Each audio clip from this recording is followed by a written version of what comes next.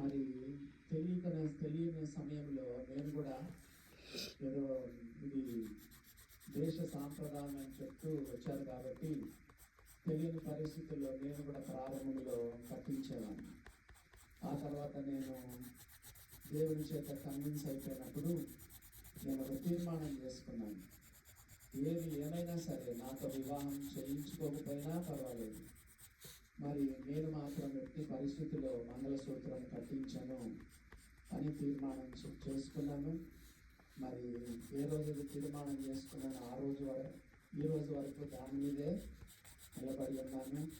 నేనైతే క్రైస్తవ వివాహం చేస్తాను, ఉంగరాలు మార్పిస్తాను, కూర్చుంటాను. కొందరు చాలా తొందర చేస్తారు, లేదండి అని చెప్తాను. వాళ్ళంతా వాళ్ళు కట్టించుకుంటే దానికి మనం జవాబుదారు కాదు. కొందరు ఇంటికి వెళ్ళిన తర్వాత కట్టుకుంటారు. కాబట్టి అది క్రైస్తవ వివాహంలోని కాదది. దాని గురించి లోతైన అర్థము హిందూ సాంప్రదాయం ఉందని చాలామంది చెప్తారు. మనము గట్టిగా నిలబడితే ఎదుటి వారు కూడా కొంచెం మారుతారు. కాబట్టి క్రైస్తవ వివాహంలో మంగళసూత్రము పట్టించకపోతేనే మనకు మంచిది, మరి ప్రమాణాలే మనకు ముఖ్యమని మనం చూస్తూ ఉన్నాం.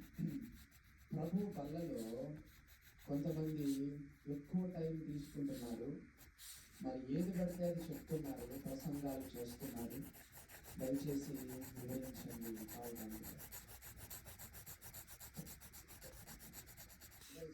చెప్తున్నాను కదా, ఎక్కువసేపు మాట్లాడకూడదు. ఒకసారి నేను ఇంట్లో వాక్యం చెప్పాను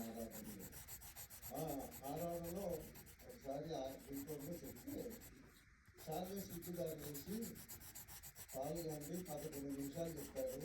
ఆరాధన కాలంలో చాలా ఎక్కువసేపు చెప్పారు. ఎక్కువ చెప్పే పనులు చెప్పేటప్పుడు మన తలంపులు ఎక్కువ వస్తాయి. ప్రభువుని గురించి చెప్పాలి. విస్తారమైన మాటల్లో దోషం ఉంటుంది. అది ఆరాధన, అది ప్రభువుని గురించి ఎంత క్లుప్తంగా చెప్తే అంత మంచిది. ప్రభువుని గురించే చెప్పాలి, ఇంకేదేదో చెప్పడానికి లేదు.